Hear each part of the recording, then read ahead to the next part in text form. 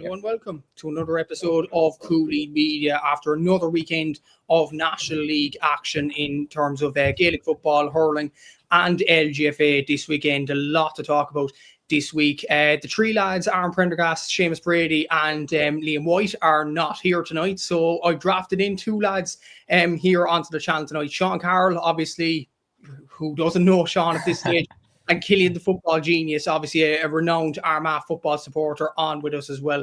So first of all, I suppose, Seán, a good weekend of league action this weekend. The leagues are starting to take shape as well. So how you been? Yeah, I'm great. Yeah. Obviously, Kilkenny weren't playing this weekend, so we kind of got the break there after the win against Offaly last weekend. But yeah, it's kind of some teams starting to find form there, and a few surprise results, a few kind of like the Galway there, they're kind of starting to show progress. But yeah, all in all, I think a good weekend. Not a bother. Exactly. So yeah, and Killian, I seen you were at the Armagh Galway game. I watched that game on RT, and Armagh probably deserved something more than obviously than they got. Galway were kind of lucky in many ways, but other than that result, I suppose, how was your weekend? Overall, weekend was good. Yes, we lost the match against Galway, but I enjoyed the match. I think it was a brilliant match, high intensity. The atmosphere is brilliant too, brilliant crowd overall. So we lost the match, yes, but overall for me, it's been a good weekend and some brilliant action across Saturday and Sunday. Yeah, exactly. So a load of comments coming in here, and we really appreciate it as well. Ryan Gallagher saying, Matthew, you could really start getting your hopes up for the football and hurling league double. Yeah, I suppose. Good weekend, obviously. You've started it already. Cork are here already. So I see post last night, Cork are going to win the All-Ireland, and I think it was Gaelic Crack, and it's the hype was there last year and we didn't win the All-Ireland. But look, I'm more happy about the footballers obviously beating Louth. That was a fantastic result today. Down Drogheda, so fantastic result there. Good question in here from Gavin. We'll get onto the football in just a bit. We'll get onto the hurling first. But Tyrone are a really good young team with a lot of potential. No reason why they can't give the Tailteann Cup a rattle. Gavin's going well in here on Tyrone, but we will get onto the football action in just a sec as well. And Ryan giving Gavin a bit of abuse maybe there as well. But we'll start off with the hurling and looking at Division 1A. We had quite the result today, lads. Waterford beating Limerick in Walsh Park, 121 to 20 points. Limerick put out a very, very strong team, Seán. They really were challenging the league in many ways. And you look at that Waterford performance last week against Cork, they got battered really in the Super Valley Park Keefe. And Waterford then today turn up, and what a performance by them. Charlie Treen getting 3 points, Shane Bennett getting 1-1. Ruben Halloran again, absolutely superb with 12 points on the board. What a result for Waterford this is, Seán. Oh yeah, absolutely, yeah. Especially coming off the back of the hammering they got. Maybe like a wake-up call, and like the likes of Limerick to have like a fairly strong side out as well. And I suppose maybe the support, in Walsh Park, it's kind of becoming a bit of a fortress, you could say. I know they had a good, in the last couple of years in Munster, they had some good results and stuff like that. But no, it'd be great for Peter Cooley and stuff like that. And especially after Ballygunner winning, the All-Ireland as well. And I suppose the minors winning the All-Ireland last year as well. Things are kind of starting to look good for Waterford. But the thing is, they win today against Limerick then, and then the next weekend, they might go out and lose. There's no consistency really in that regard yet. But no, yeah, good win. Anytime you beat Limerick, you have to earn a win, no matter who they're playing. But yeah, good start for Waterford now, and whether they can drive it on now, I don't know.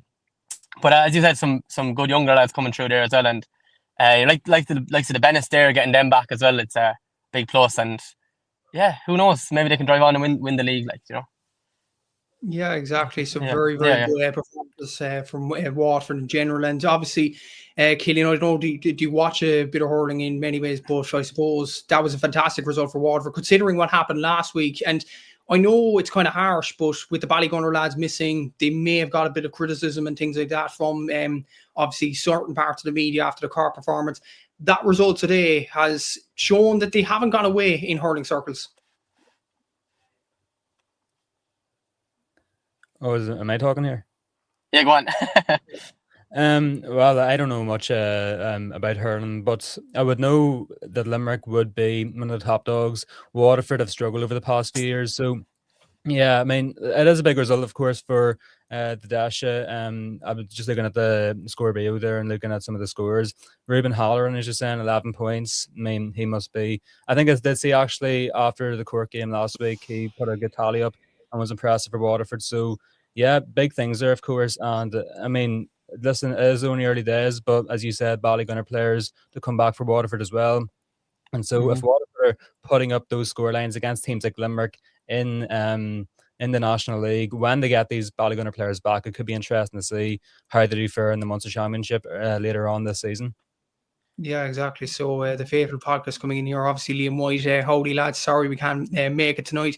Thanks for the lads for stepping in, ignore the 2 Offaly games and have a great show. I suppose we have games, unfortunately, Liam. I was actually talking to him there at the Killian Offaly game there last weekend. I was talking away to him. I think he was optimistic enough. He's telling me that Offaly might get a result, but yeah, it didn't happen. But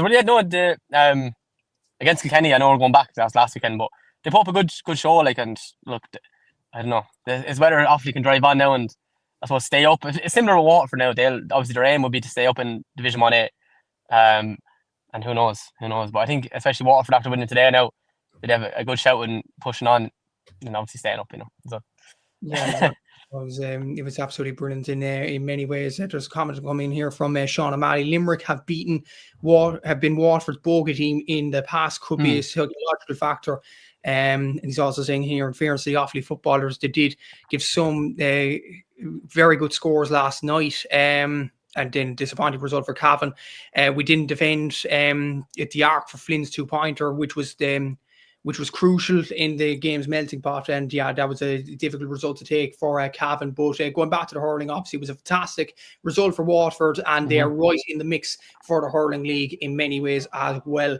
Look at Division 1A as well today. Obviously, Tipperary had a big win over Offaly, Seán, 524 to 118. Jason Ford got 310 in this game. John McGrath, first game back in 2026, he got it on the goal scoring sheet as well. Look, Tipperary seem to be motoring well, and I suppose we'll actually intertwine the Cork results in this. Cork beat Galway last night 220 to 121 as well, and Cork play Tip next weekend in Páirc Uí Chaoimh. So that is a very, very mouth-watering game in many ways because of the order of the final last year, because of the rivalry. And obviously both sides are the only sides with 2 wins out of 2. Yeah, exactly. Yeah, I think it'll be very interesting now next weekend, and I think both teams will fancy themselves. Like, I know, Tip might win the All-Ireland, but Cork won the league and then in Munster as well. But yeah, it's going to be very interesting. Both started very well, and look, I think Tip, to be fair, coming from Kilkenny man, I think Tip are going to be a hard team to beat this year. Just dim your lights there, will you? I mean, I do think Tip will go very far again in the All-Ireland this year, and I don't think they probably won't want to get too ahead of themselves yet. Obviously they're champions and all, but they're finding some great new players like the likes of Cottle O'Reilly and cornerback and stuff like that. But Josh Keller as well, and Jack Leamy, all these boys. But again, adding to the strength that they have, and as you said, likes of John McGrath and Noam McGrath on the bench today, and there's no end to these lads, but they're still delivering. So I think they have that kind of new lads coming on. Lads obviously would have won the All-Ireland last year, and then obviously the experience as well, like Jason Ford and all as well. But yeah, I think Tip will go a long way. As I said, obviously they beat Offaly there convincingly enough. It was obviously in Offaly and stuff like that. So the kind of rivalry there in the border, I don't know, but good win for Tipperary. Comfortable, especially like when you say like Kilkenny, we would have bet Offaly, but I think it was 4 points the week before. So Offaly probably would have looked at that Tip game thinking maybe we can get close again. But yeah, it's hard to know where Offaly are at. Underage, they have some great players, but it's hard to know if they can progress now into the senior, isn't it?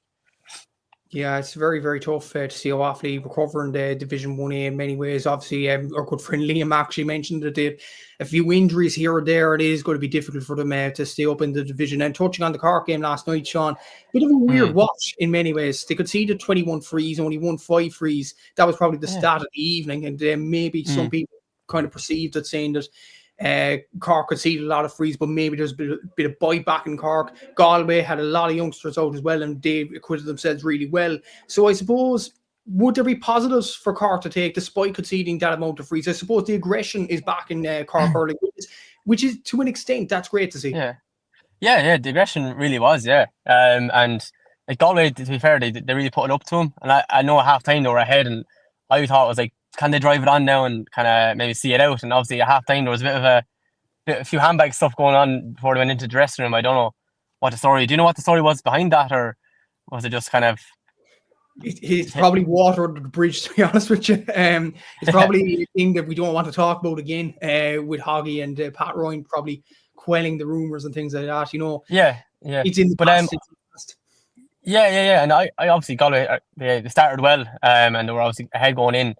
But I did feel like if Cork were to get in the lead, they could drive on, and obviously they went, I think 6 points up, but then Galway kind of brought it back as well. So, I do still think that Cork are very strong, and I still think they're probably the team to beat, in whether it's the league once or the All Ireland. So, no, but Galway again, they're two good performances, obviously against Tipperary the week before, and then they backed it up again against like the Cork. So, it's just all about kind of getting the win now. But I think, look, for me, Hall O'Donoghue, obviously winning is the be all end all, but to get a good performance against two of probably the best teams at the minute is definitely a positive, and it'd be interesting to see how they do go in Leinster this year as well.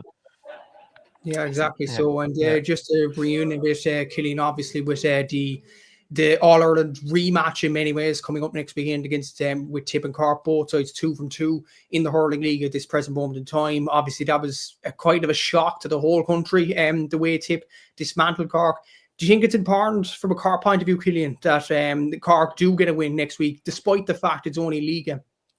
Absolutely, of course. I think it's a big mental thing as well. I know Cork throughout last season, they beat Tipperary, I remember, in the league final, beat them in Munster as well in Páirc Uí Chaoimh, and then it came to Croke Park. They completely crumbled in the second half. Tipperary just ran riot there and won Liam McCarthy for 2025. But in terms of a mental barrier, getting a win against Tip, who after that All-Ireland final would be massive for me and Cork, for Cork as well.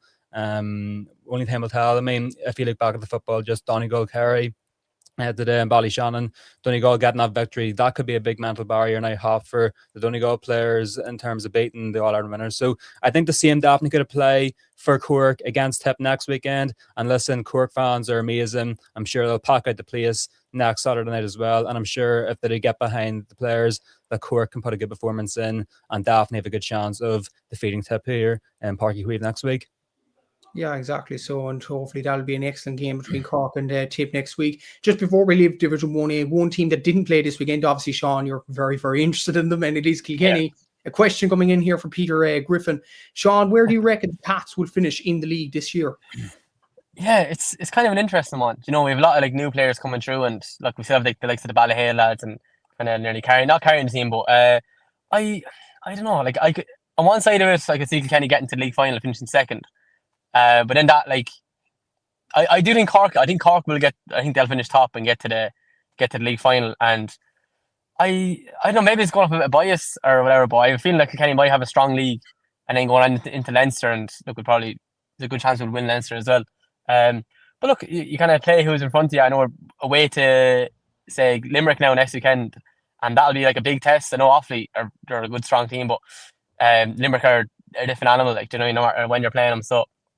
I think like Derek and the lads, they're kind of they're building nicely. Do you know what I mean? And obviously Derek's third year now, or third or fourth year coming in. But yeah, I think he'll want a bit of silverware as well. So a lot of people might think the league isn't all important, but I think Kilkenny will definitely be targeting the league to kind of win that. I kind of build it going into Leinster. But yeah, I do think Kilkenny will make the league final this year. I don't want to call predictions or like that, but I think it'll be Cork and Kilkenny in the league, depending obviously how the results go. But yeah, I'd be happy with Kilkenny to get the league final. Yeah, it should be very interesting in seeing Kilkenny how they progress in the league this year after obviously their win against Offaly last weekend. Moving on to Division 1B, and I think the main game out of this, Seán, was the Clare and Antrim game because of maybe the rivalry off the pitch between Brian Lowe and Davy Fitzgerald. Yeah. And Brian Lowe beat his old pal, or would I call him old pal? I don't know, to be honest. But he beat him again, 230 to 119. Clare beat Antrim in Rory O'Cushion goal. I suppose it was a comfortable win from a Clare point of view. This was all about maybe the rivalry off the pitch between Brian and Davy. I didn't hear anything coming out of the game in terms of a bit of a bust up at the side of the field, which was surprising to an extent. But from a Clare point of view, David Fitzgerald got 1-1 in this game, and obviously there was 11 or 12 points came from Mark Rogers as well. So a good win for Clare, and I suppose another win to take them in the direction of a league final potentially after their win over Dublin last week. Yeah, absolutely. Yeah. And I know this going back to where it was in Cushendall. I was up there a week so with Liam McManus, and it's a windy spot on a good day. So I don't know what the conditions were. I didn't see the game too much, but I know conditions are very windy up there. But yeah, look, Clare will be happy, and especially like they'd always want to get one maybe over on Davy. Not that they don't like him, but obviously himself and Brian would have won All Irelands together and stuff like that. So Davy would have been targeting that game to try and get a win. And you going back to the game against Wexford, they were so unlucky, and you see how kind of animated he would have been. And Davy's, that's what he's like. He's always going to be animated, and that's the character he is. But yeah, look, Clare kind of they're going all right. To be fair, they got a good win against Antrim. It could have been a potential banana skin, to slip up, and Antrim do have the players to do it, the hurlers to do it. So, but then Clare will want to they'll obviously want to right all the wrongs from last year, not getting out of Munster and maybe not performing to their levels that we've seen in 2024. But look, a good place to start is the league, and as you say, like David Fitzgerald, these boys will always deliver no matter what game. So yeah, very I say the likes of Clare people are very delighted now this evening. Yeah, exactly. So that was a big win for Clare, obviously, and Shane Meehan getting 1-3 as well, which was absolutely fantastic from a Clare point of view as well. Looking at all the results of Division 1B, a very close shave in this one. I'll go to you, Killian, for this one, because the Ulster side was involved in this. Down nearly shocked Wexford in this one. Wexford 27 points, down 25 points. This game was held in Ballycrannan, County Down. Simon Roach got 8 points, Tomas Kinsella and Kevin Foley got 4 points each for Wexford, but they really got a scare in this one. Pierce Hope McCrickard was the down top scorer with 9 points, and he did very well, to be fair to him. And from what I was hearing from even Wexford journalists out of this, Killian, that Down probably deserved to win this game, but that might be, I know Down didn't get the result in the end, but could that be a good result in terms of getting Ulster hurling in the right direction, a good showing, getting 25 points against Wexford? I know Wexford probably wouldn't be at their full tilt, but still that's kind of encouraging signs for Down in many ways. Yeah, absolutely, of course. It's good to see these Ulster teams, being tight and being involved in these close matches with Wexford. I know from last week, Wexford only defeated Antrim at home thanks to a last-minute goal there, of course, as well. But it's a very promising result, of course. Yes, Wexford, from what I know, aren't as good as they used to be, aren't as good as they probably should be in terms of the size of their county in the world of hurling. But that's a very good result there for Down, especially in the Ards Peninsula where Down hurling is most strongest too. So yeah, it is a big promising sign of things to come as well there. And so Down and Antrim, the fact both them teams are in Division 1B is very promising for hurling and Ulster as well. So yeah, overall, definitely a result to be proud of for many Down fans and for the entire province as a whole as well. So yeah, overall, Wexford past 2 weeks, close calls with Antrim and Down. Yes, got 2 wins from them, but still the fact the likes of Antrim and Down are being tight with them and managing to make them games big contests and running them down right to the wire, very promising for the future. Definitely is, and hopefully Down could kick on from that showing. It was a good showing against a decent Wexford size, and then finishing off Division 1B, Seán, Dublin beat Kildare by 219 to 11 points in Parnell Park. I actually saw a text from Aaron Prendergast, who's obviously a co-host of this show as well, and he was saying that Kildare will struggle to win games in Leinster, judging by that showing last night. He said that Dublin didn't perform to their utmost ability, despite the fact that Ronan Hayes got a brace of goals in this one. Donald Burke got 12 points. Jack Sheridan got 9 points out of Kildare's 11, which is kind of a worry in many ways. But would you see this as a worrying result for Kildare in many ways, or do you just feel like Dublin are too good? Yeah, I think Dublin are as good as I think they're the second best team in Leinster at the minute. That's probably obvious enough in this moment in time. But I don't know if I'd read into too much. I know people, obviously Kildare probably will struggle a bit, whether it be the Division 1B or in Leinster this year. But it was obviously their first game as well. They obviously had the break last weekend, so they probably need to get up to speed in terms of it's obviously leveled up now, and they really need to get to that level that Dublin are at, and maybe Kenny are at and stuff like that. But it's hard to know. I do think when it comes to Leinster, like obviously Brian Down's over them, and I think you can get them playing the way he did, obviously, the Joe McDonough beating Lynch and stuff like that. I think he can get a result or two, and try and stay up in Leinster. Like, who knows? They could get to the Leinster final. I don't know. But I think Dublin are like on par near with Kilkenny in terms of like they're the top two in Leinster at the minute. And you go back to like Wexford, they're kind of obviously they're there. They can be thereabouts on their day, but consistency I think is where it comes. And I think Dublin have that now. And they'll be obviously after beating Limerick last year, they have the confidence to go on and kind of like really beat teams when they're there. Like, so, yeah, I do think Kildare can stay up in Leinster, potentially stay up in Division 1B, but it's going to be a struggle. But look, who knows? Yeah, exactly. Yeah. It was a brilliant result from a Dublin point of view, and they'll be hoping to break into that top two, potentially with Clare in that Division 1B. Just to finish off the hurling, there was 3 other divisions to look at in Division 2. There was results here. Laois beat Derry 25 points to 15. A good performance from Aaron Dunphy and Jack Kelly in that game. London beat Mayo 19 points to 116. Ryan Duffy was the man of the match there from a Mayo point of view with 11 points. But probably the results of the weekend in Division 2, Seán, was a draw. Kerry 2-11, Westmeath 17 points. Both sides ended with 14 men in this one, according to Scorpio. So it seemed like a bit of a fiery encounter there. Tom Doyle and Ronan Walsh got the goals for Kerry. Oisin Mansell got 7 points as well. From Westmeath point of view, 6 points each from David Williams and Killian Doyle. I suppose like a lot of people were talking during the week about this game, including on our pod, saying that Kerry could have won this game. Obviously, the game is on Tralee. Westmeath have been on a downward spiral over the last few years. Lynch are probably the best team in the division. This was probably a battle to see who'd be second in the division. With Kerry going down to the Christie Ring, with Westmeath struggling in the Joe McDonough over the years, do you think this is a good result for either side? I think, in terms of Kerry, I think it was definitely a game they felt like they could have won. Like, do you know what I mean? Especially you say in Kerry. And to be fair, I was actually watching the highlights on Buff Egan's story. He was down that, and I think you're right with the 2 red cards. He was adamant about them. But I do think Kerry will take a lot of positives. And in terms of Westmeath, you're kind of thinking where do Westmeath kind of go from here? Like, I used to a couple of years ago, they're in Leinster, they were in the Joe McDonough Cup, and you're thinking maybe could they push on kind of like Dublin maybe and drive on a bit more, but they kind of going down a spiral, as you were saying. But yeah, I do think Kerry, like, they do have the hurlers down there, and I do think they can push on and maybe get up to 1B. Did they get relegated last year, or no? Were they in Division 1B? No, they were in 2A.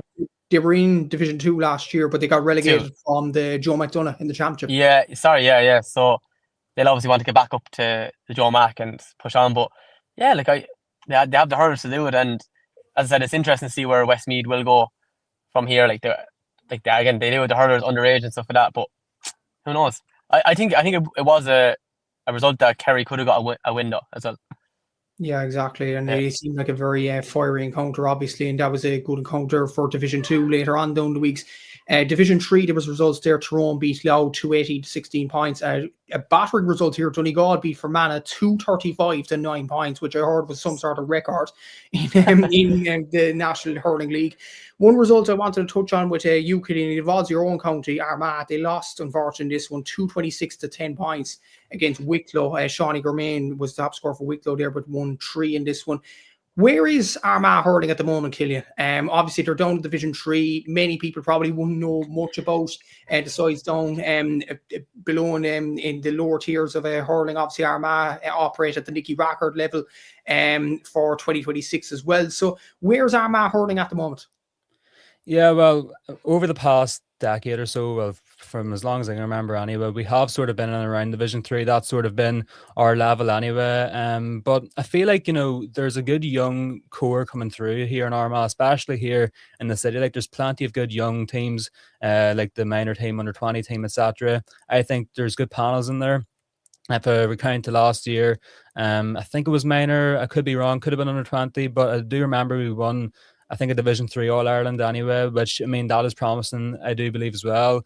But yeah, even looking at Armagh's team against Louth last week and Wicklow this week, Jack Lochran, I know he's a good young player coming through, of course, from Katie. From what I heard, he had a good performance against Louth. And looking there at the stats today, he scored 5 of Armagh's 10 points. And Ockram as well. Jack Scallon as well from Cullians, another player to watch out for. I'm not sure if he played today, but I do know he started full forward against Louth. So I'd say overall, like, I mean, currently we are still in that sort of Division 3, mid-table Division 3 almost standard.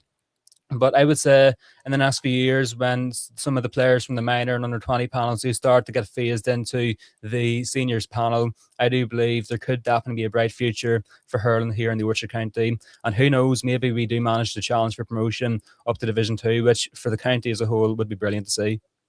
Exactly. So, and hopefully Armagh can recover from the result they got this weekend, obviously. And obviously there are exciting hurlers in Armagh. Just to finish off the hurling as well, Monaghan beat Lancashire 123-216 in Division 4. Sligo beat Leitrim 220-18 points. And Longford got the result against Cavan 114-112.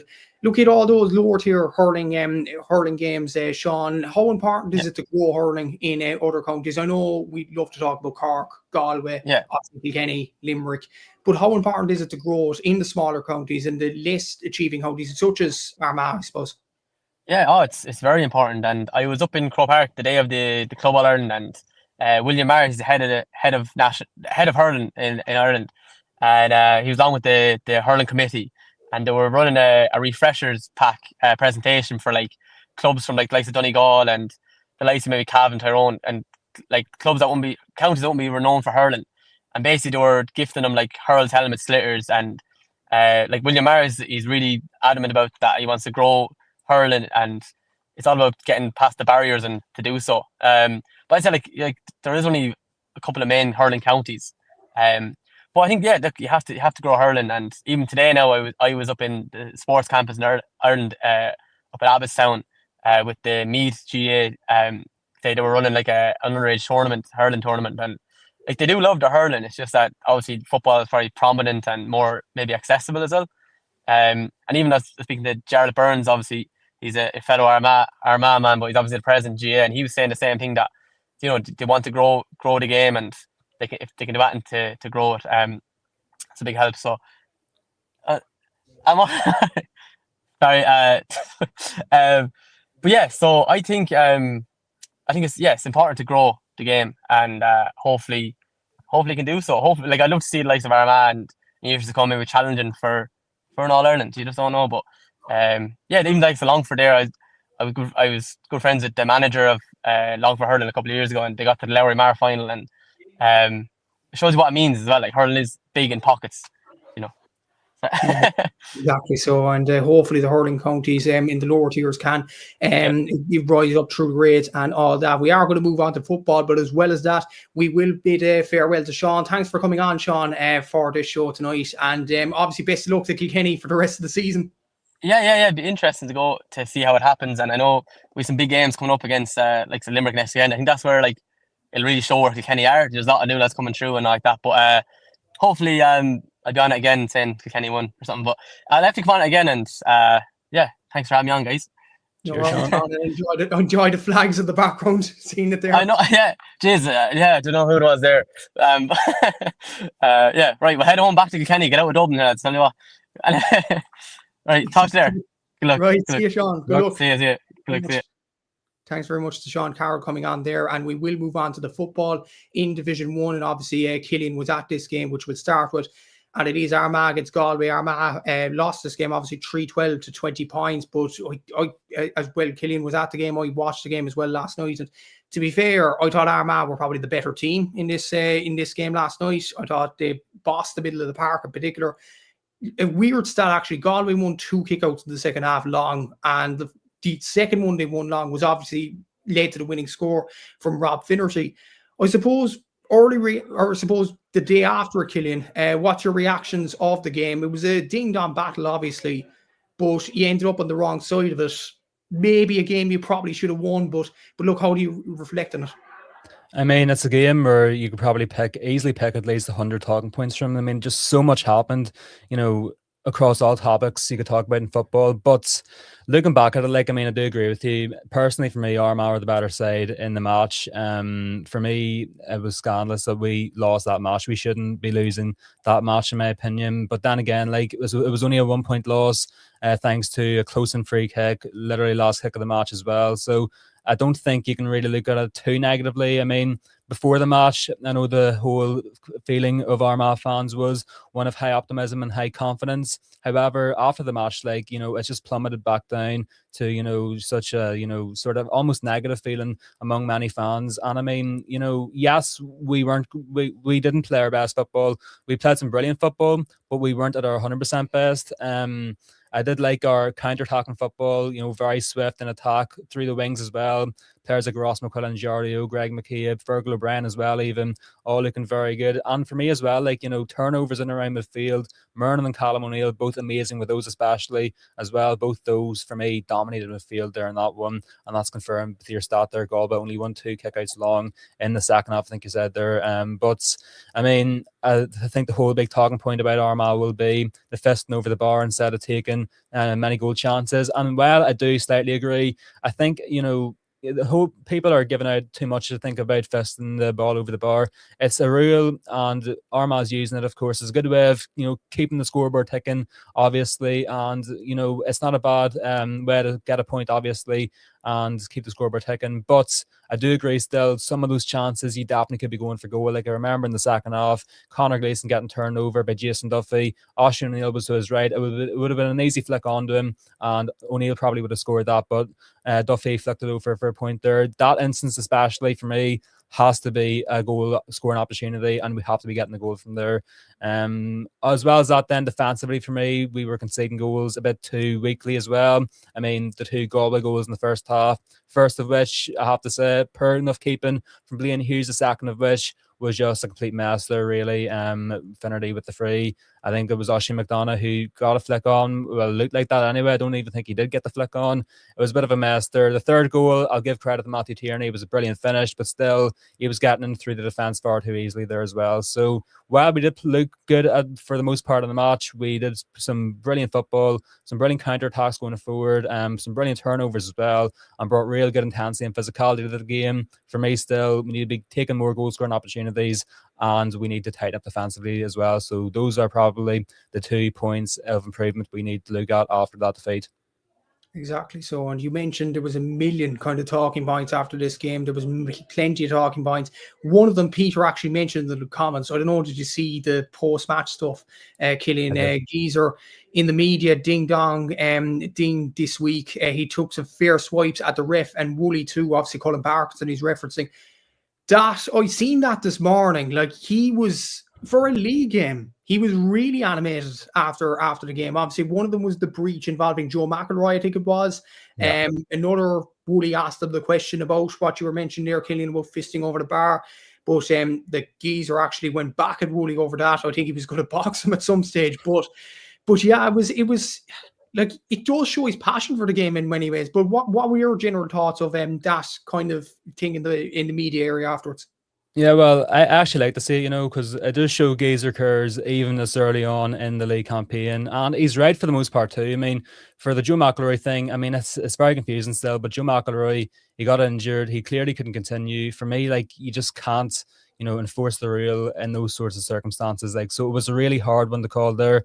But for me, the referee got it wrong there, of course. And Joe McElroy is actually, I think he's broke his hand now.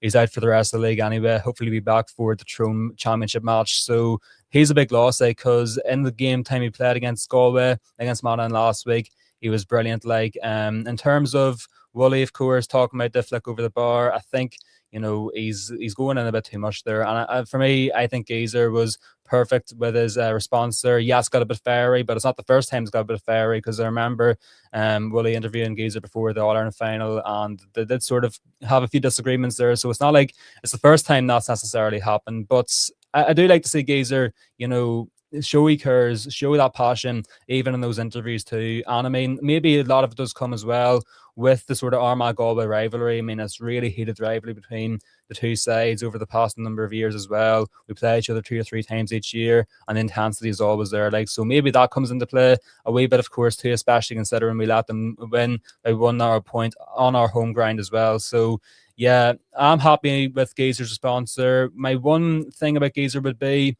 for me, he needs to be making more use of the subs. I mean, Jason Duffy and Ethan Rafferty, both coming on, both good players to bring on, like, but for me, came on far too late. Should have both been on at least 10 minutes earlier. And as well as that, Ben Creedy, I think, was over enough for about 40 minutes. And yes, Ben Creedy hasn't played yet this season, but still, he's a massive player. He brings good physicality. He'll win ball in midfield. And for me, maybe you could have brought him on as well. So overall, good to see Geezer, stick up for himself. But however, still, in terms of subs, I think they need to be more sharper, more swift, and more concise.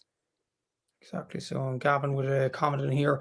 Galway written off a bit by us in general. Do you think, like in fairness, they had a lot of good chances and they didn't take it to Mayo, they didn't take against Mayo, they took against Armagh.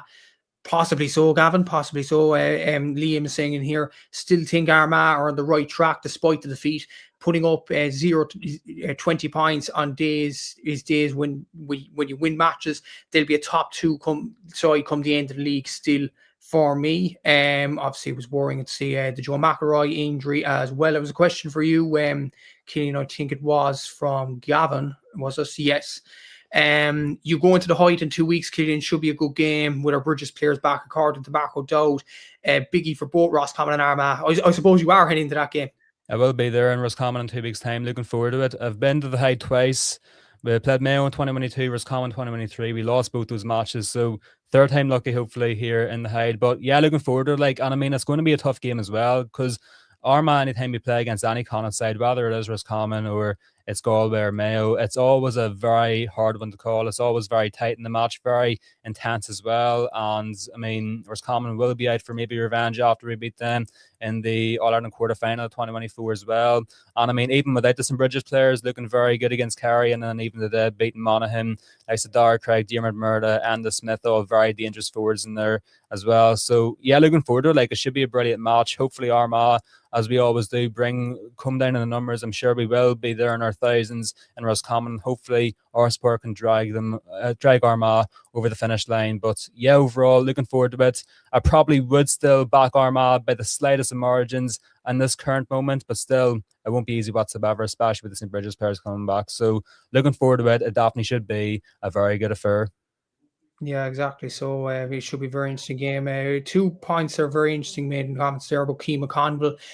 Looks like he's adding something to the squad as well. And obviously, Peter Griffin is saying in here, if Stephen Campbell was still around, Armagh win that match. Would you actually agree with that comment, Killian? It's hard to know. I mean, I suppose it all comes down to if Subi was available, what time, what sort of minute, what period of the match would he actually come on in? If he was on the bench there last night, he probably could have come on earlier than the likes of Duffy and Rafferty, because of, he's proven to be a good super sub. But if he was coming on with 10 minutes to go, then that mightn't be enough time for him to make a difference. So I'm unsure, but definitely could have given us a better chance to win. But even without CP there, of course, we probably still should have won that match anyway. So, it was almost, just poor decisions overall, stuff maybe not going our way, thin margins really. But with CP, it is a possibility, but again, it is unsure. It was just such a 50-50 match that you just can't really tell. Yeah, exactly. So obviously Keane McConville was mentioned in the comments having good displays as there. For me, I thought Killian, Ross McQuillan and Jardy O'Byrne were absolutely superb, and they have been for quite a while for Armagh. Looking back even at last season, I agree with you completely. Callum O'Neill around the middle of the park was absolutely superb as well. So was Andrew Murnan. For the likes of, I know Jardy O'Byrne and Ross McQuillan are probably starters for Armagh, but come the championship time for Callum O'Neill, would you actually give him a start for Armagh? 100%. I would definitely start Callum O'Neill. I remember watching him last season. He only actually played 4 games. Well, he started 4 games last year. He started the last league game at home to Derry. Then he played all 3 Ulster games, Antrim, Tyrone and Donegal. And in all 4 of the matches, he was flawless. He was unbelievable in midfield, especially against teams like Derry, Antrim and Tyrone. He was catching balls left, right and centre. All clean catches too, really. He's shown he's got a brilliant mind for winning turnovers, obviously winning high balls, as I just said. Going forward too, he's always good for a few scores, and defensively as well, he puts in the dog work. He's a brilliant player. He's such an all-round footballer, really. He's, in my opinion, on his day, he's one of the best footballers we've actually got here in the county. So, I mean, I would have loved to have seen him play a lot more in the All-Ireland. Don't know where he went after the Ulster final against Donegal, But for me, he's 100% deserving of a starting place come the latter stages of this season. He's a quality player. Now, whether he starts alongside Murnan or Ben Creeley is up in the air, of course. You could maybe move Murnan up to centre half forward, even move Creeley in the midfield alongside Callum O'Neill. But definitely for me, the midfield does look good this year coming into Championship. I know we're only early on in the league here, but looking ahead in the Championship, our midfield could be very strong. And for me, Callum O'Neill has to be a stalwart starter in that midfield duo. Absolutely agree. Like, Armagh do have very strong options in midfield, and to be honest, the loss last night wasn't a fair reflection on the game. So there's a lot more to push on from a Galway point of view. Killian, it was kind of a weird sort of a game. Obviously, they won it in the end, but I thought they were very, very reliant on Rob Finnerty up front. Like, not much players took much shots other than him in this game. I think he had an involvement of quite a lot. He got 1-6 overall, 4 points from play. Obviously, the goal he got was kind of a fluke in many ways, but he got 4 points from play, which is very, very good. With Shane Walsh and Damien Comer potentially coming back for the championship, where do you see Galway going this year? It is hard to know. Like, I thought Galway would have done better last year. Obviously, it would have been a disappointing year for Galway after losing another All-Ireland final to Armagh in 2025 to not even make a semi-final, losing their course to Meath in a cracking game at Croke Park. But yeah, I mean, there's loads of Galway players missing this year. Paul Conroy, unknown if he'll return or not. I know Matthew Thompson will be back by May time, which, he'll be a big addition to have, especially for Championship. But I mean, there's other players such as Johnny Heaney, Carl Sweeney, Tom O'Callaghan as well. Good squad players, good players come off the bench here missing. So Galway's depth is definitely affected big time. Damien Comer, likes of Damien Comer and John Maher actually did see in the City Hotel before the match yesterday. So they're there and thereabouts with the Galway squad at the minute. Peter Cook, as I just see there, one of the comments gone to. Again, like, Cook will be another massive miss for me. He's another quality player. But yeah, I mean, Comer, Maher, the likes of them, still around with the Galway team, might sorry, there, I had to change camera there. But yeah, likes of Comer and Maher still around with the team. Won't be long until they're back. For me, Galway once again should be gunning to win Connacht. After that, then for me, definitely can make an All-Ireland semi-final. But you're going to have teams like Armagh, Donegal, Kerry, maybe even Tyrone if they get their act together later on in the year around there too. But for me, Galway full strength can still be one of the strongest sides in the country. And for me, there's no reason why they can't be challenging for at least an All-Ireland semi-final. Exactly. So they have some talented players, but they need to probably show it at a more consistent level in many ways. Look at the games today in Division 1. Obviously, you did mention at the start of the show as well, Killian, talking to Hurley coverage. This game was talked about during the week in terms of Jimmy's redemption arc in many ways. Donegal won this game 122 to 118 against Kerry. Darragh Boyle was excellent. This one with 1-3. Michael Langan with 4 points. Finbar Rorty was absolutely superb as well with 3 points as well. Obviously, this was a Kerry team without David Clifford in it. I saw one of the comments there, a lot of blood coming into the Kerry team in many ways. But for Donegal, psychologically, you mentioned at the start of the show a bit, Killian, but that was a huge win for Jim McGuinness' side. 100%. Massive win there, of course. I seen it coming, I predicted it, and I'm not surprised, to be honest. Like, I mean, Donegal would have wanted that win more than Kerry, especially after what happened during the summer. I think you find that actually a lot with All-Ireland final matchups. The team who loses the final will end up most likely winning the next match in the league here, and this was once again the same thing. I think Donegal could have been helped big time by the fact the game was in Ballyshannon, smaller venue. Donegal are used to it, of course, played Derry there in the league last year.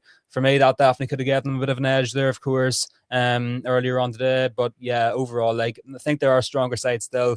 I mean, Kerry are missing David Clifford. Don't know why David Clifford wasn't playing after playing against Roscommon last week. Paddy Clifford was missing too. They still are a bit weak at the back line. So yes, Donegal are definitely much more near full strength than Kerry. But still, there's no doubt in Donegal a pure class on that side. Darragh Boyle, as you said, 1-3, he was pure class. And I'm a massive fan of Darragh Boyle. For me, one of the most underrated players for Donegal and in the country too. He's just such a brilliant footballer. He's such a brilliant footballer to watch. And he consistently puts in amazing performances left, right and centre. Finbar already 3 points. Once again, that's promising for Donegal, in terms of Finbar already developing his attacking part of his game. Michael Langan, again, for me, is another massive part to Donegal's side this year. I mean, looking back at last week against Dublin, he was and phenomenal form. And again here, he was obviously a massive part to their victory against Kerry. And Michael Murphy coming back as well, and off the bench, scored 1 or 2 points there as well. So good for his confidence too. And definitely that's also a good thing to uplift this Donegal side. So yeah, overall, as a whole, this is a massive victory here. And definitely for me could be a big psychological turn point for Donegal this season. Now they know they're capable of defeating Jack O'Connor's Kerry. Seán O'Malley in with a comment in here. It's a boost psychologically for Kerry as well. Kerry went up there, not their strongest hand, and only lost by 3 points. Shawnee Shea got some great scores in this one. He did get 11 points in this one, and Tony Brosnan got 6 points. Just from a Donegal point of view, Ryan Gallagher saying I'd choose Mulroney over Patton and goals. What do you think of that comment there, Killian? I know Patton has done well over the last few years, but would you go Mulroney? I think that is definitely a very fair shout there, of course. I mean, Sean Patton, maybe he's a better goalkeeper, but in terms of kickouts anyway, I would definitely much prefer Gavin Mulroney to Sean Patton. Like, I remember last year watching Donegal playing, Sean Patton had a lot of dodgy kickouts in every single game. He sort of, there wasn't much height in them really. They sort of bobbled along the ground. They were very vulnerable in my opinion, and for me, many teams did not take enough advantage of it. But for me, Gavin Mulroney, yes, maybe in terms of goalkeeping ability, maybe isn't as great, but in terms of his kickouts, much better. He gets much more length in them, much more height as well, which is big when you got players like Michael Langan and Jason McGee, etc., all in around the middle of the park for Donegal too. And he also provides an outlet for scores too. I mean, I've seen against Dublin there last week as well. He kicked over 1 or 2 brilliant 2-pointers, even in the McKenna Cup final against Monaghan as well there the week previous in Oma as well. So, like, Gavin Mulroney for me, very underrated player there as well. And the shout that he should be starting over Sean Patton, for me, definitely is one Jim McGuinness should definitely be thinking about coming into the championship this season. And if Mulroney continues his form, his brilliant form we've seen against Lace and Monaghan and Dublin and Kerry so far this season from the McKenna Cup in the league, for me, I said why not? I say give him the chance to prove himself against Down even in the Ulster quarterfinal, see how he gets on there in Letterkenny and go from there, because he's a brilliant player. And I think he's definitely very capable of rivaling Sean Patton for that number 1 jersey for Donegal. Yeah, exactly. So a few comments coming in about Kerry in terms of playing as kind of a second-hand team. I know Sean O'Shea and Tony Brosnan really outscored them, but would you see it as a positive for Kerry today, considering David Clifford wasn't playing? A lot of fringe players got their day out in Ballyshannon. Would you consider today a positive in that light for Kerry? You almost could, of course, when they're missing the likes of David and Paddy Clifford, especially in the forward line. Sean O'Shea still stepping up, of course, in the absence of them is massive for Kerry. Tony Brosnan so far this year has looked very good, and once again, kicking 6 points, as you said, here in this one too is another big positive. And of course, I have got Tomas Kennedy, who's definitely a very good youngster coming through the ranks there as well for Kerry. So definitely could be seen as a positive. Only lost his game by 3 or 4 points, and Ballyshannon too against a near enough full strength Donegal side. So will be interesting to see what happens, of course. And of course, Kerry have many brilliant young talents in there as well. Killian Trant, I think, maybe is another good youngster there coming through the ranks for the Kingdom as well. So yeah, overall, there still is plenty of potential there, and many of the young players for Kerry, and the fact they're getting a good big run out here in Ballyshannon against near full strength Donegal side, one of the best teams in the country as well, is massive too. So yeah, for me, overall, maybe yes, in the short term it doesn't look great, but for the long term, for the rest of the season and years to come, this performance overall and overall even result could prove to be massive for the Kingdom. Yeah, it was an interesting result in many ways today. A lot of comments about Jim McGuinness. Mikey saying in here, Jimmy won't go for the league. He will pull up the handbrake for the last 2 rounds. And yeah, it was an interesting game in many ways. But we will move on. Paul Doherty just commenting here about Kerry Donegal. Don't take Kerry or Donegal to take much from this game. Kerry has half a team, and Donegal didn't really come out of second gear. But we will see over the next few weeks. Obviously, we will move on to Mayo against Dublin. They finished Mayo 118, Dublin 2-9. Obviously, a lot of people expected Mayo to win this game. Ryan O'Donoghue got 5 points. Darragh Byrne got 1-1, contributing his brilliant start to the season as a young player. Dave McBride got 3 points as well. Luke Brannock and Paddy Small got goals for Dublin, but a Sean McMahon sending off was the big kind of conundrum from a Dublin point of view. In many ways, Dublin 0 from 2 games. They're at the bottom of the league with Monaghan. As for Mayo, 2 wins from 2, bit of positivity there. 100%. I think Andy Moran has done a brilliant job so far with Mayo. Those performances against Galway and Dublin, I know we get to see any highlights from that Dublin game there, but I'm assuming it's going to be nothing but good stuff being shown from the home side there.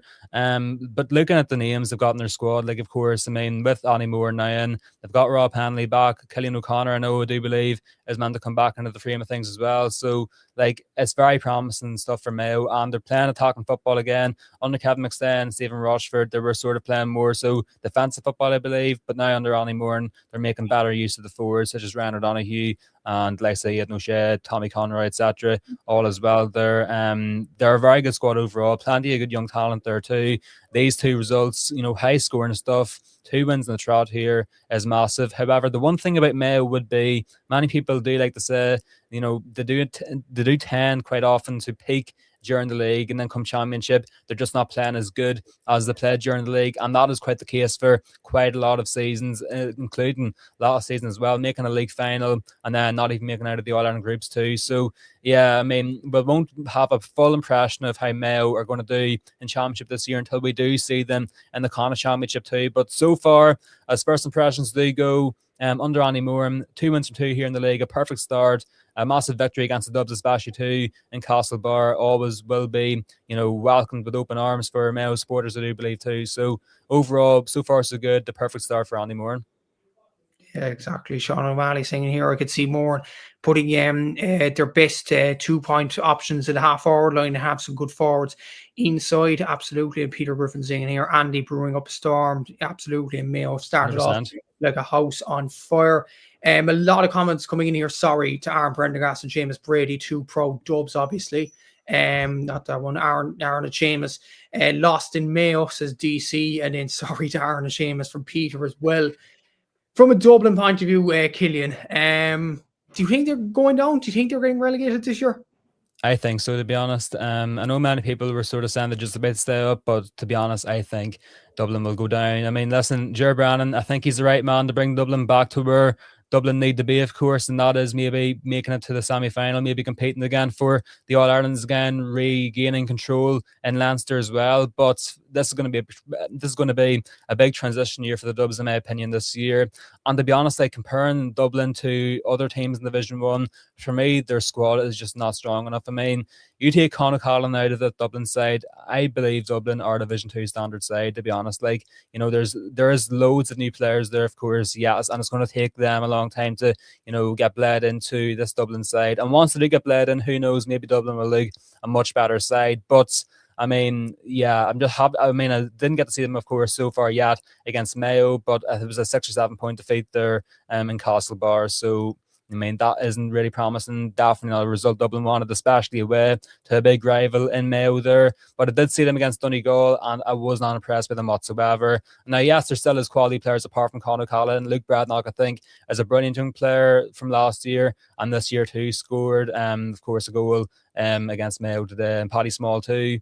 Kieran Kilkenny coming back is also massive as well, but especially in the back line, I do believe, could be a bit of weakness there, especially with plenty of new faces there. So should be interesting to see. Listen, if Dublin do get relegated, it's not the end of the world, it's not the end of their season. They definitely still can go on, go far in the All-Ireland, maybe compete for a Leinster Championship title again there. It's all work in progress under Ger Brannan, but for me, the league, it's going to be a big transition season here, a big transition campaign, and to be honest, I just don't think they've got the squad to stay up.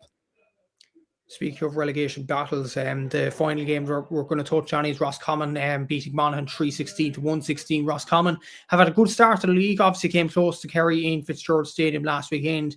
This game, Dermot Murtagh got 1-5 in the Smith got 2-2, a brilliant performance from them. From Monaghan, a damaging results in many ways, considering they got hammered by you guys last week in Armagh. But I suppose a brilliant result for Roscommon, and they've had a good start to the league, probably unexpected in many ways.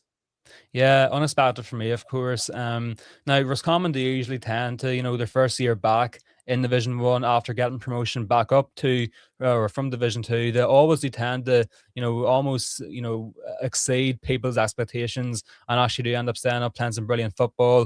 And so far, that's proven to be the same thing once again. I picked them to get relegated at the minute, like after 2 matches. I'm starting to sort of rethink that prediction there, of course. But against Kerry, a game which they were very unlucky to lose, of course. And now against Monaghan, a massive victory there in the high too, especially considering, they got defeated they got beat so well by them in Croke Park in the Division 2 final last season is huge. Dara, Craig and Diarmuid Murda, as I said earlier on, I think maybe in the episode or the podcast, sorry, two very good forwards there over the past number of years, and Dara Craig especially is a brilliant talent, and the Smith too provides the experience. I have been impressed with Seán Lam in wing half-back. Have to say, looked pretty good in Killarney last week against Kerry as well, and I with some Bridges players to come back into the frame of things as well. I do believe Roscommon will only get strengthened here. I think maybe a big thing too I have seen online is Mark Dowd being a Roscommon native, of course. I think there was maybe people unhappy with, or Roscommon fans unhappy with managers coming from outside the county, i.e. Davy Burke coming from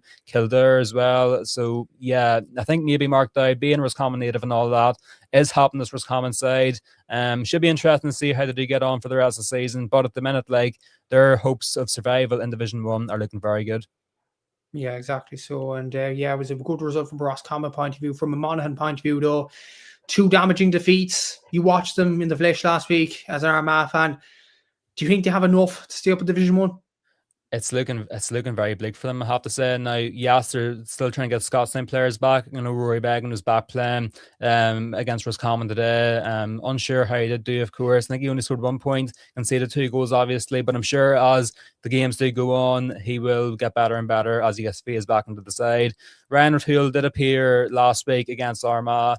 Conor McCarthy, Jack McCarran, likes of them still to come back. But from what I've seen against Armagh last weekend, they weren't looking promising whatsoever. They were very standoffish. I mean, Armagh completely dominated the game from minute 1 to minute 70. The midfield of Carl Gallagher and Gary Mohan last week, I mean, they're just dominated by Murnan and Callum O'Neill. Really couldn't lay a glove on them, really. And yes, there was still maybe some silver linings last week. I mean, Stephen O'Hanlon scoring 7 points was quite impressive there. Andrew Wood scored 1 or 2 very good 2-pointers as well there. But still, for me as a whole, Monaghan need to be stepping up. Didn't see much of Micheál Bannigan in Clonus last week either, have to say. So yeah, I mean, I'm not doubting Micheál Bannigan doesn't step up. He's obviously the captain of the side there, or he has been he is the captain of the side.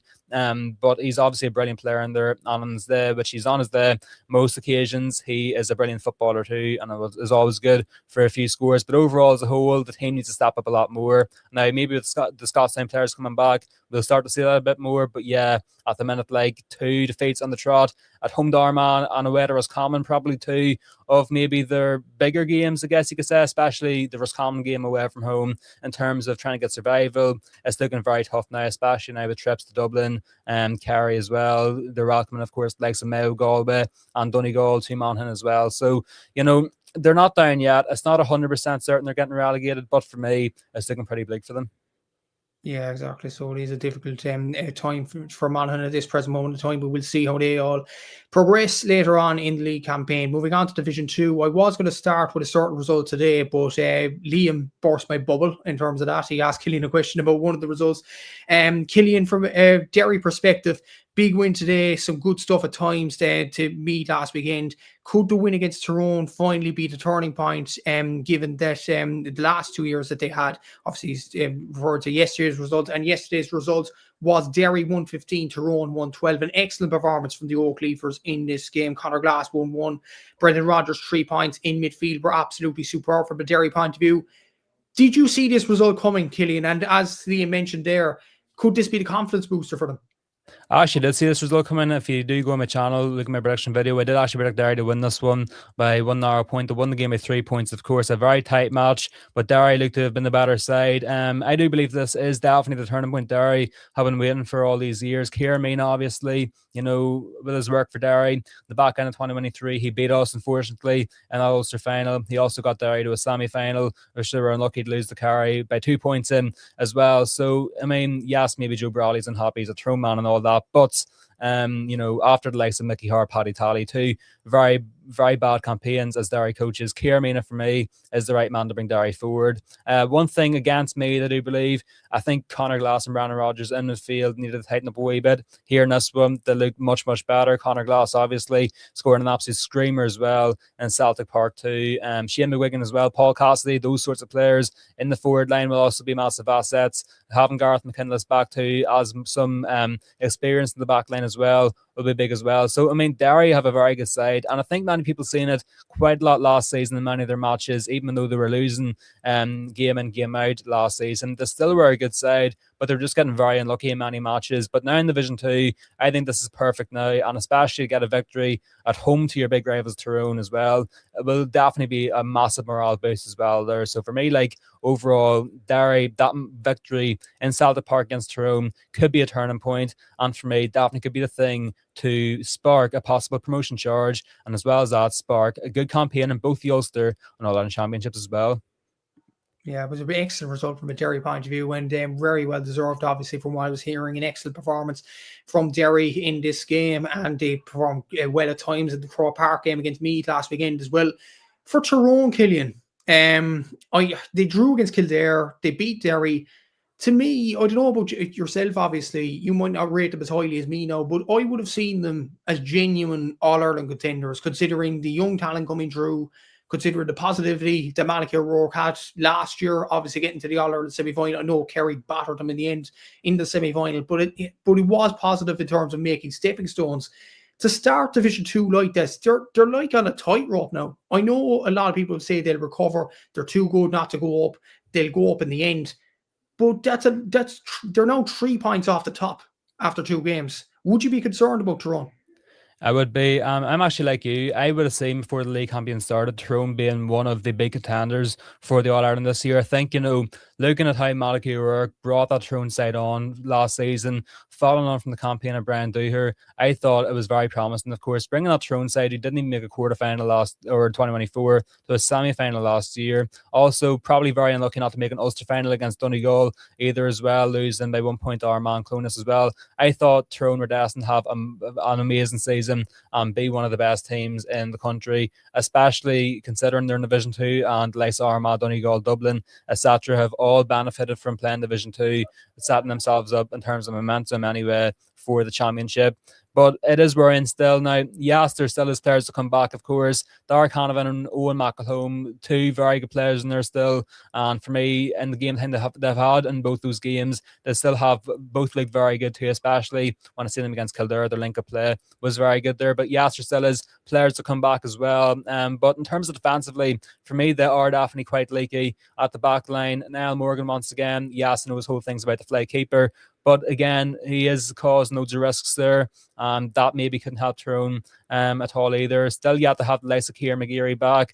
Peter Hardenow has opted out this year too. So there is massive losses there in the back line too, which also is pretty worrying there. I mean, there still is plenty of good players there in that Tyrone side. I'm sure we might see the likes of Noah Grimes as well, maybe later on this season, a couple other young Tyrone players maybe as well. Who knows? But I don't think the season's over for Tyrone. They've obviously had a very slow start. Obviously is concerning as well. But we'll see how they get on for the rest of the league campaign, and then we will sort of have a look then on how we do believe Tyrone will do this season. So yes, maybe it's not the end of their season. Yes, they can still salvage something, but it's been a very slow start. They were very poor against 14-man Kildare and Oma, and you cannot be dropping points in that game. And then of course losing by 3 points away to Derry, and Derry winning so very deserving fashion as well. For me, just once again, just isn't good enough from a Tyrone point of view. But yeah, I still do believe they will improve. However, it has been a very slow start. But from an Armagh perspective, I tell you what, I'm just hoping they continue that before the Ulster preliminary round match. Exactly. So yeah, they just at a rivalry standpoint as well, I suppose. Look at Seán O'Malley's commenting here. I still see Tyrone as All-Ireland contenders like you guys, but there's still very inconsistent. Like last year, beating Donegal, then losing to an out-of-form team, Mayo at home. Yeah, the traits are still there from a Tyrone point of view, and it is worrying in many ways from a Tyrone point of view there. Mikey's saying here, Division 2 was a maze to get out of this year. Obviously, it is, definitely. There's a comment here from Gavin. Derry's 2 All-Ireland minors starting to show, maybe, possibly. We'll see over the next year or so, obviously, or later on down the league. I have to mention this result, obviously, because I didn't think I'd mutter these words on this podcast, but here we go. Cork are top of Division 2. Cork are top of Division 2 after beating Loud today, 117 to 112 in Drogheda. I was at the game. Comfortable, very comfortable win from a Cork point of view, and I'll be very, very positive about the future, in fairness. And look, that's the first time Cork have won the opening 2 games in a row since in the top 2 divisions since 2015. That was a long time ago. So happy enough with the results. Loud GA fan is saying wasn't Drogheda today. Credit to Cork. They made Loud look like a Division 3 team, but something dysfunction seriously with Loud today. I'm saying that changing your goalkeeper in an unforced change like that was bad. Was a bad call. There was no rhythm to our kickouts, and we slowed right down. We built what we built on last week all over the field. Loud underperformed. I suppose from that result, Killian, it's a very, very good result from a Cork point of view. Loud probably would have wanted it to perform better than they did at home. Just for context, Cork were 8 points up, and then Dermot Campbell gets a goal where he just kicks the ball. It goes all the way into the back of the net. Fluky enough goal, so Cork were 8 points up at that point. So comfortable win for Cork. And yeah, were you expecting this result today? No, I thought Louth would win this one. I mean, I just wasn't sure. I thought Cork would be once again inconsistent, obviously. I mean, Cork, once again, like 2 wins in the trot so far in Division 2 is brilliant. But then again, like, you know, you probably expect them to maybe get a victory away to Derry or Tyrone later on in the campaign. But then again, they could even go on lose to the likes of Offaly or Kildare at home later on in this season as well. So, yeah, it is strange still. But I thought Louth would have enough to just edge it here in this one. So I was surprised to see Cork not only win the match, but more so to win it in such a comfortable fashion. For me, a big thing for Cork this year will be the return of Stephen Sherlock. I know he was definitely a star player there, and he's missed him a lot last year. But even without him, he's still putting up some brilliant scores against the likes of Limerick in the Munster quarter-final, and then that Munster semi-final against Kerry too. Very unlucky not to get over the finish line there in that one in Páirc Uí Chaoimh as well. So yeah, I think there's still some very good Cork players in there. Mark Cronin as well, Brian O'Driscoll too. Brian Hurley still provides the experience as well there. So yeah, Cork still can be an inconsistent side. Only time will tell now this season if that is the same or if things are finally changing with Cork football. But for me, over the past few matches, of course, with the massive comeback victory against Cavan in Páirc Uí Chaoimh now this week, winning in Drogheda by 5 points against the current reigning Leinster champions too. It's a promising start, but let's see if Cork can keep it up, because if they can't keep it up, then things might finally be looking good or might be turning good for Cork football. Exactly. Yeah, Gavin was saying in here, did say Cork would win during the week with Sherlock starting. Didn't know why he didn't start the Cavan game. And it was Sherlock and Brian Hurley both starting on the same team, which was kind of unusual in many ways. Gavin is saying in here, 11 years without the top flight ending for Cork. We'll have to see. Obviously, Tyrone are still there. If they get a few wins there, Derry got a bit of confidence last night. Obviously, there is Meath, which we'll talk about in a sec as well. Peter saying here, we have Cork in the park. Hard to see us win there. Road trip, though. Absolutely. That should be a fantastic game, obviously, later on down the league. But obviously, delighted with the results today. Obviously, Sherlock at 8 points, which was fantastic for his confidence. We got a goal, which was unusual. Chris O'Jones hitting the back of the net. Few goal chances we didn't put away, which was concerning. But look, brilliant results. And Offaly, now in 2 weeks' time, you look at them at the moment, they have 0 points out of 4, or possible 4. You would imagine that should be a win for Cork as well. But then the Meath game is massive in round 4 as well. So it's a good start from Cork point of view. And John Cleary was very, very happy afterwards. But we'll see how it all progresses from a Cork point of view and a Low point of view in the next few weeks of the league. Speaking of Meath, they beat Cavan today, 217 to 118. Kingspan Breffni, a late 2-pointer from Jack Flynn, won the game for Meath in the end. Fantastic win for Meath, Killian. But this Cavan team, it's almost like they can't catch a break. Like that result against Cork last week, hit by a sucker 2-pointer from Stephen Sherlock. No, this week, the same thing has happened again. Jack Flynn has kicked a 2-pointer to win it for Meath. That Cavan, I would imagine, out of the first 2 rounds, they have to be the most unluckiest team, have they? Yeah, 100%. Like, Cavan for me have actually shocked me. I thought Cavan, you know, losing quite a lot of players like Pádraig Faulkner, Oisín Kieran, Seán McAvoy, just name a few there. I thought losing so much personnel and experience, I thought they could be possibly looking at a relegation fight. And yes, they're currently sitting in 0 points after 2 narrow defeats as well. But overall, from the first 2 matches, very positive stuff from Cavan. Definitely surprised me at how good they've been in both matches. I didn't get to see much of the Cavan Meath match, but I did see a wee bit of it, and I did see the end actually as well. Very unlucky to lose that one there, of course. They actually did go 1 point ahead with about a minute to go before Jack Flynn put over that amazing 2-pointer. But I mean, I look at players like Darren McVeety, who has looked like their best player so far in the first 2 matches. Paddy Lynch too, he scored 3 points last week down at Cork. I'm sure he also put in a good effort here in the Breffney against Meath. And George McKiernan too, despite his age, still is, running back the years, he still is a very good outlet there and a quality forward to have the Breffney men too. So yeah, it's very interesting to see how Cavan will get on this season, but so far so good. Like, even though they have lost the first 2 matches, sort of like Westmeath last year in Division 2, they were very unlucky. They were putting up some amazing tallies week in, week out, and still only finished the league on 1 point out of 7 matches. So yeah, Cavan will be hoping not to replicate what Westmeath did in Division 2 last year, but yes, 2 defeats in a row isn't great, but you have to also remember Meath are probably, at the minute on form, the best team in this division. Maybe you could say that. And as well as that, then going away to Cork as well, with a big Cork crowd in for the double header against Waterford too. It was always going to be a tricky task. So there are 2 tricky games. Like, many people wouldn't have expected them to get wins in them anyway. Like, so the fact they haven't got wins but still looking very good is promising. Like, so good templates definitely built there for Dermot McCabe's side, but it will all rely on what happens in the next 5 matches. It's a big game for Cavan next. They face Tyrone. That's a huge game. Massive. It's a big Ulster derby as well, and a big game in terms of keeping them up in the Division 2 in many ways. DC's asking here, when are Cork playing Tyrone and Derry? We're playing Tyrone in round 7 and Derry in round 5. So very late on the campaign. So you never know. We never know what will happen. Look at the other Division 2 game, obviously, as well. And that was Kildare beating Offaly 3-17 to 17 points. Alex Byrne got 1-2-1. Cody got 1-1. Sam Doran also got a goal in this one as well. Brian McLaughlin, 9 points against Tyrone last week. 5 points in this game. So he started the league like a house on fire. And Kildare have, to be fair, I seen one of the comments there saying Davy Burke is doing very well coming in as coach as well. That was a comprehensive win for Kildare last night. It has definitely woken up the division in many ways, and they've shown Kildare that they belong in Division 2 and maybe they could push for promotion.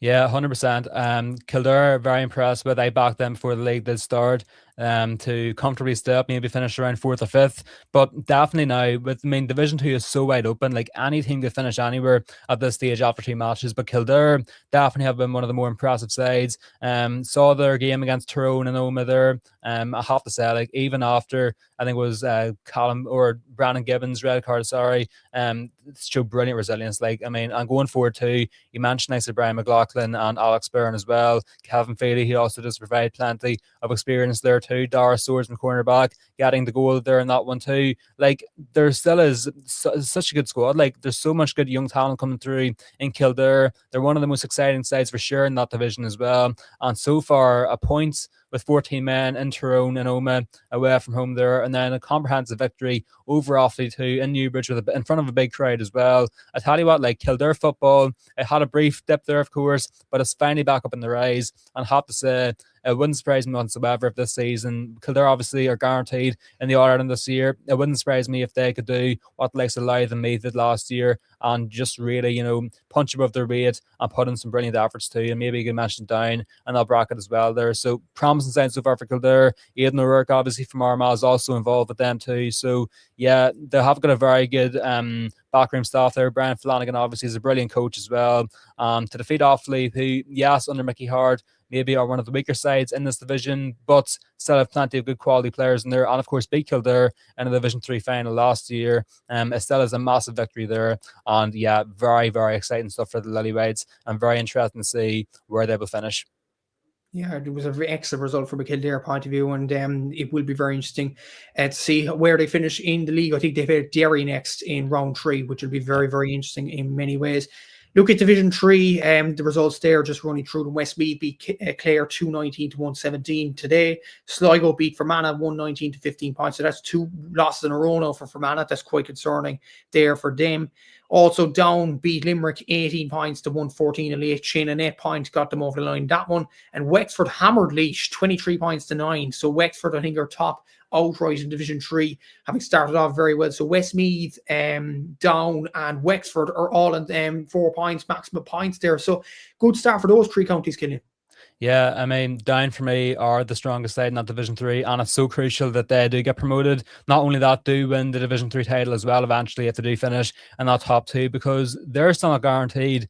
They're still far from guaranteed, actually, All-Ireland this season, of course. And I mean, there's very little hope they'll manage to get to the Ulster final through that run, of course, playing Donegal in the quarter-final, and the prospect of playing either Armagh or Tyrone in a semi-final as well. So, I mean, that is pretty much near impossible for Down. Granted, they still are a very good side, but this is still doable here, and the fact they got 2 wins in the trot is massive. If they had dropped points away to Limerick, that would have been very concerning, but the fact they managed to get a victory there is huge for Down as well. Listen, I mean, they got such a good squad in there. Pat Haven's quality, Owen Murdoch too, is a brilliant midfielder. Daniel Guinness as well, very underrated. They've got a fantastic forward line there. They've got some very good defensive players in there as well too. Ronan Burns as well, and Nats too, as a brilliant goalkeeper as well. So yeah, Down are a brilliant team. 2 wins in the trot, a perfect start for them. Of course, they've already got one tricky game out of the way in Clare. So have to play Westmeath later on down the line. Should be interesting to see how that game does finish there. But Westmeath, of course, once again, similar to Down, will be hoping to get promoted back up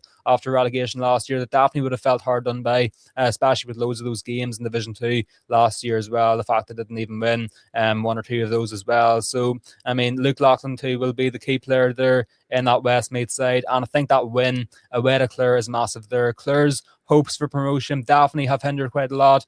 I mean, they're unlucky in the sense that in terms of the scheduling, their first 2 matches away to Down in Uri and at home to Westmeath were probably their 2 biggest matches in determining their promotion chances. So the fact they've lost both of them is very concerning for the banner, because I thought they were very deserving of promotion last year, but of course fell very unlucky, even though they beat both Kildare and awfully the 2 sides got promoted as well. But Wexford, definitely have surprised me so far. A massive victory away for Fermanagh, which I did not expect whatsoever, but fair play to the Yellow Bellies. And as well as that, then a comprehensive victory against Lynch.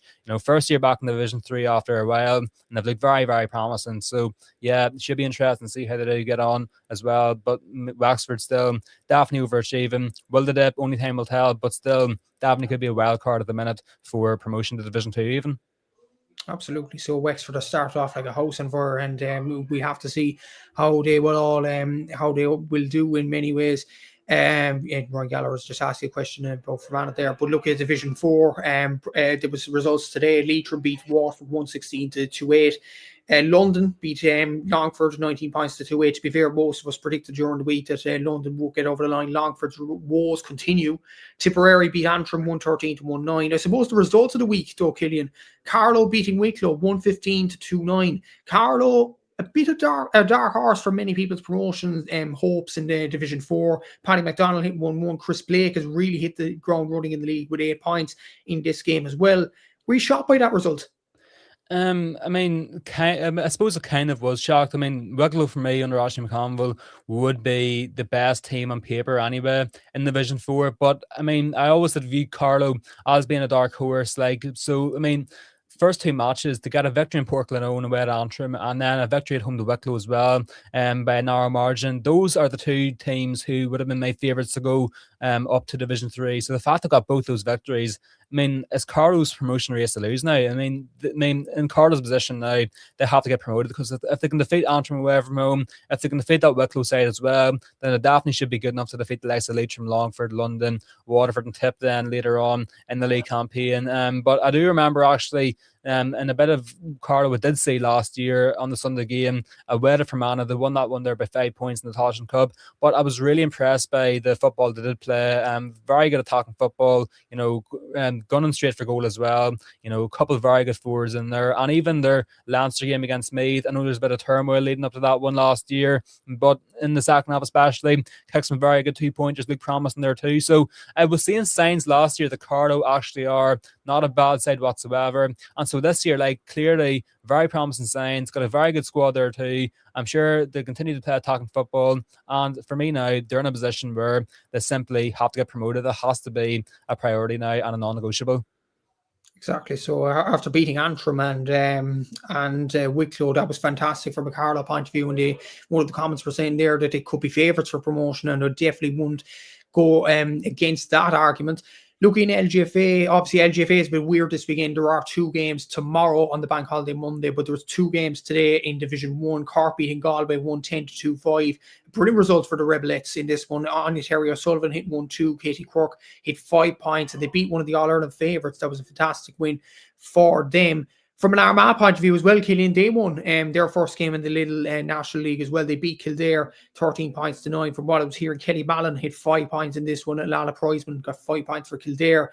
But a very good result for Armagh in this one, considering the result they got against Waterford last weekend. And a good result for Cork, obviously, against Galway too. Yeah, promising start there, or promising result really for Armagh. Last year, for the ladies, it was a bit of a rocky year, of course. Many people would have expected Armagh to be at least making another All-Ireland semi-final, maybe going for a possible appearance in the All-Ireland final. But it was very disappointing. I think it was a early knockout to, I think it was home to Kildare, and that's of course who we've defeated there this weekend. A brilliant performance, and as you said, Callie Mallon, a quality player there too, and especially bouncing back from that per defeat home to Waterford there last weekend too. So yeah, promising result there, and hopefully big things to come from Armagh LGFA this year. Yeah, exactly. So good result for Cork and Armagh point of view. This weekend, obviously, Meath and Dublin face off tomorrow, and Waterford face off against Kerry. So those games are live on TG Car, so check them out as well tomorrow if you are in the house, obviously. Some people will be on the road, but we'll see the games tomorrow and how good they will be. Just running through the results in the LGFA as well. In Division 2, Tyrone beat Westmeath in what seemed like a cracker of a game, 4-15 to 6 goals and 6 points. I really wanted to watch that one, but that was a brilliant game there. Westmeath, imagine scoring 6 goals and losing. That's nuts. Donegal beating Monaghan 210 to 13 points. Cavan beating Tipperary 115 to 19. And Mayo on the goal trail in that one as well against Wexford. They beat them 5-14 to 7 points. In Division 3, Louth got the better of Clare 1-7 to 6 points. Fermanagh and Roscommon drew 4-8 to 3-11 in a cracker of a game, it seemed like there. Down beat Lynch 2-14 to 1-14, and Antrim got the better of Limerick 4-16 to 1-4. And then look at Division 4, Carroll got another win across all the codes this weekend. Obviously, they weren't playing the hurling, but they got a win in LGFA and men's football. They got the win in LGFA over Wicklow, coincidentally as well, 14 points to 3-2. Longford beat Derry 10 points to 4. Leitrim got the better of Sligo 5-10 to 2-7. And Offaly got the better of Kilkenny 5-19 to 2 points. It was a brilliant result there from an Offaly point of view. Peter saying in here, great stuff, lads. Thanks a mil. Have a good bank holiday weekend and see you Thursday at 8 p.m. And hopefully the Cats will be back as well. But I have to say, Killian, you were absolutely superb tonight. Thanks for joining Cooling Media tonight. And thanks to everybody that viewed. Cheers. Thanks to everybody that commented and all that jazz as well tonight. Ryan is saying, see you next Thursday, lads. Absolutely. And we are looking forward to another preview show on Thursday. Obviously, it's just the hurling next weekend. I think there's a bit of LGFA as well, but football is taking a break next week, but we'll see how that all plays out. Thanks to everybody that commented. Thanks to everybody that watched, like, subscribe, all that good stuff as well. And until next week, we'll see you then. Take care and enjoy the bank holiday weekend. Instinct, baby.